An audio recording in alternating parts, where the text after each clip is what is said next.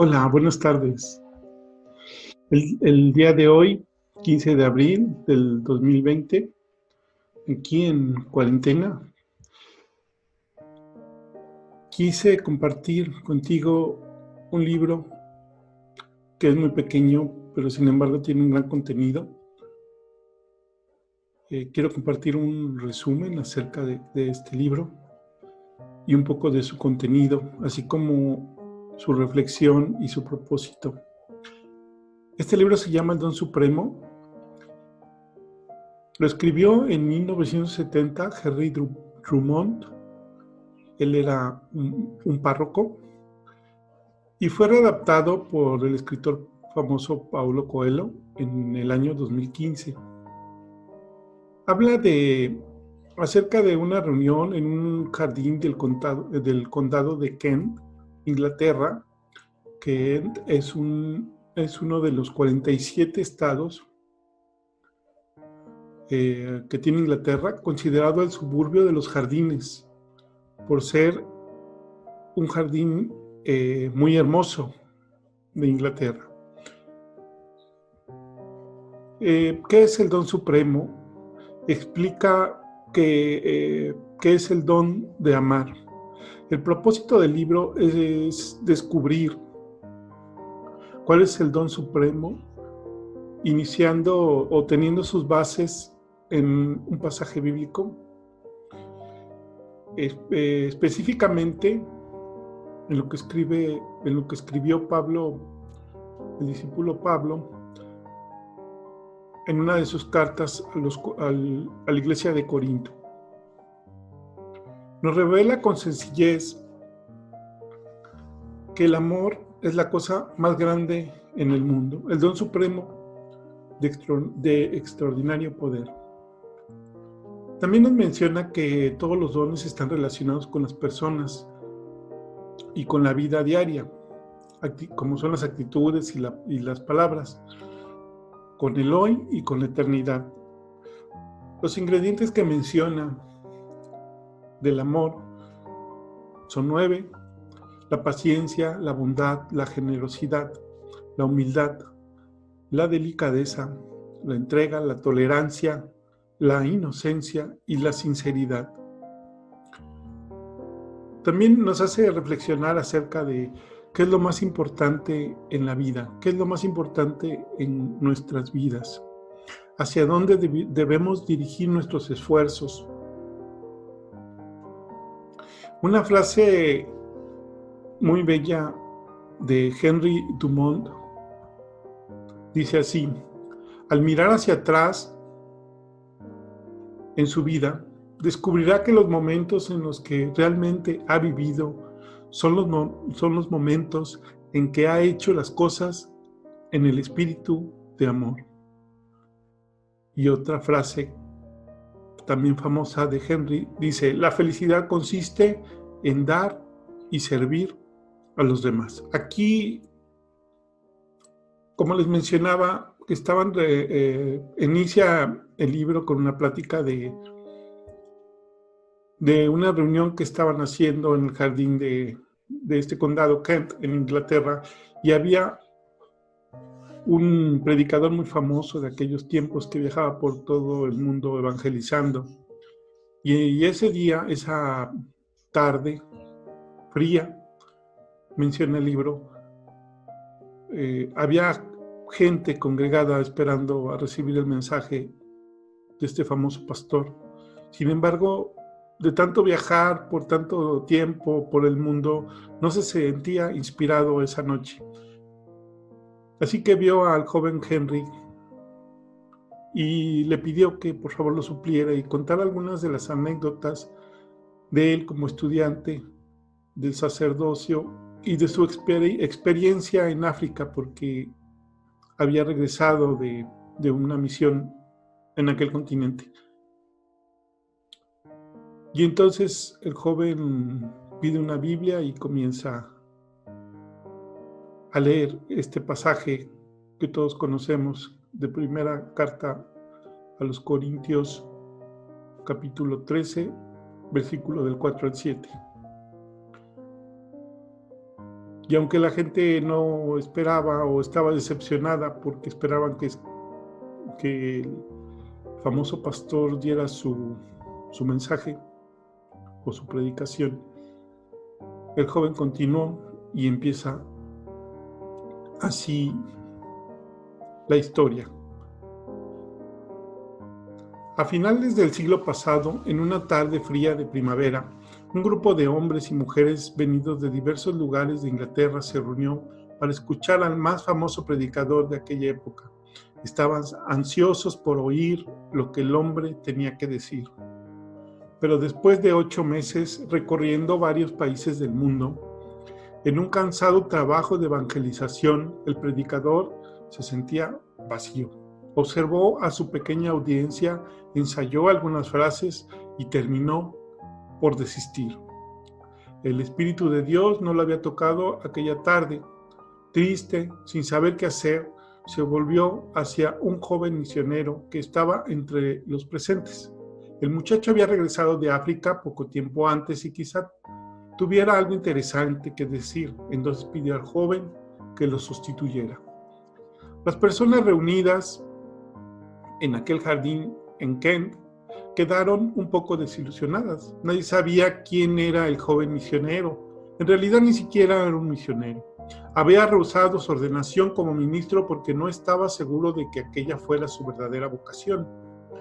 En busca de una razón para vivir, en busca de sí mismo, el muchacho había pasado 2 años en el interior de África, entusiasmado con el ejemplo de personas que iban tras un ideal.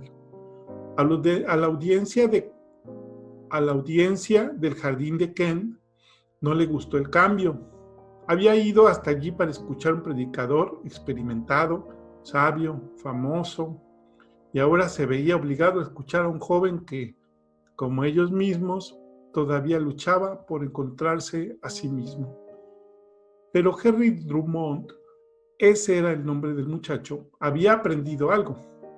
Henry pidió a uno de los presentes que le prestara una Biblia y leyó un fragmento de la carta de San Pablo a los Corintios, que decía así: aunque hable las lenguas de los hombres y de los ángeles, si no tuviera amor, sería como el bronce que suena o como un címbalo que tañe.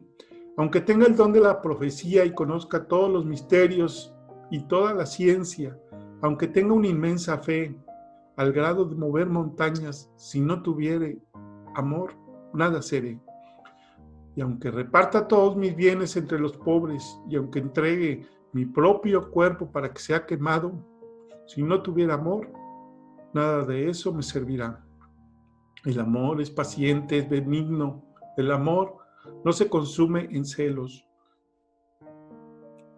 no se vanagloria, no se enorgullece, no se conduce inconvenientemente, no busca sus intereses, no se exaspera, no se resiente del mal, no se alegra de la injusticia, sino que se regocija en la verdad. Todo lo sufre, todo lo cree, todo lo espera, todo lo soporta. El amor jamás acabará, pero habiendo profecías desaparecerán, habiendo lenguas cesarán, habiendo ciencia pasará. Porque en parte conocemos y en parte profetizamos. Pero cuando viera lo que es perfecto, lo que entonces fuera en parte será aniquilado. Cuando era niño, hablaba como un niño, sentía como un niño, pensaba como un niño. Cuando llegase el hombre, desistí de las cosas propias del niño, porque ahora vemos como en un espejo oscuramente, y entonces veremos cara a cara. Ahora conozco en parte, y entonces conoceré como soy conocido. Ahora entonces quedan la fe, la esperanza y el amor. Esos 3, pero de ellos el mayor es el amor. Todos escucharon en respetuoso silencio, pero seguían decepcionados. La mayoría ya conocía el fragmento y ya había meditado largamente sobre él. El muchacho podía haber elegido algo más original, más palpitante. Cuando terminó de leer, Henry cerró la Biblia, miró al cielo y comenzó a hablar. Todos nosotros en algún momento nos hicimos la misma pregunta que se han hecho todas las generaciones. ¿Qué es lo más importante de nuestra existencia? ¿Queremos emplear nuestros días de la mejor manera? Pues ninguna otra persona puede vivir por nosotros. Entonces, necesitamos saber hacia dónde debemos dirigir nuestros esfuerzos. ¿Cuál es el supremo objetivo que debe ser alcanzado? Estamos acostumbrados a escuchar que el tesoro más importante del mundo espiritual es la fe. En esta simple palabra se apoyan muchos siglos de religión.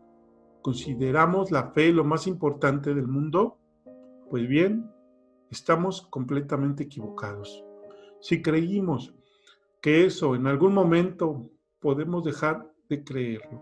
En el pasaje que acabo de leer, fuimos llevados a los primeros tiempos del cristianismo y como vimos, quedan la fe, la esperanza y el amor. Esos tres, pero de ellos, el mayor es el amor.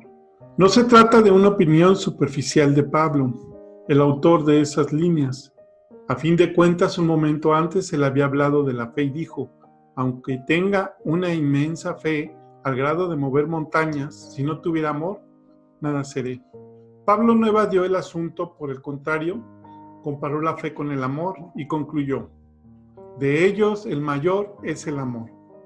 Debe de haber sido muy difícil para él decir eso, teniendo en cuenta que un hombre suele recomendar a otros aquello que es su punto fuerte. El amor no era el punto fuerte de Pablo. Un estudiante observador notará que a medida que envejecía, el apóstol se volvía más tolerante, más tierno, pero de ellos el mayor es el amor. Estuvo muchas veces manchada de sangre en su juventud. Además, esa carta a los Corintios no es el único documento que muestra el amor como el summum bonum, el don supremo. Todas las obras maestras del cristianismo concuerdan con ese punto. Pedro dice: sin embargo, cuida por encima de todo el amor intenso de unos para con los otros, porque el amor cubre multitud de pecados. Y Juan va más allá: Dios es amor. Podemos leer también en otro texto de Pablo: el cumplimiento de la ley es el amor. ¿Por qué Pablo dice eso? En aquella época los hombres buscaban llegar al paraíso cumpliendo los 10 mandamientos y los centenares de otros mandamientos que habían creado con base en las tablas de la ley. Cumplir la ley era todo. Era incluso más importante que vivir. Entonces Cristo dijo: voy a mostraros una manera más simple de llegar al Padre. Si la aprendéis, podéis hacer centenares de otras cosas sin temor de ofender a Dios. Amor, si amáis, estaréis cumpliendo la ley, aunque no tengáis conciencia de ello. Podemos comprobar por nosotros mismos que ese consejo funciona. Tomemos cualquiera de los mandamientos. Por ejemplo, amar a Dios sobre todas las cosas. He aquí el amor. No tomarás el nombre de Dios en vano. ¿Osaríamos hablar superficialmente de alguien a quien amamos? Santificarás las fiestas. ¿No estamos muchas veces ansiosos esperando el día de encontrarnos con quien amamos para dedicarnos al amor? Entonces, si amamos a Dios, sucederá lo mismo. El amor exige que obedezcamos todas las leyes de Dios. Cuando un hombre ama, no es necesario exigirle que honre a su padre y a su madre, o que no mate. Exigir que no robe al hombre que le desea el bien a su prójimo es una ofensa. ¿Cómo podría robarle a alguien a quien ama?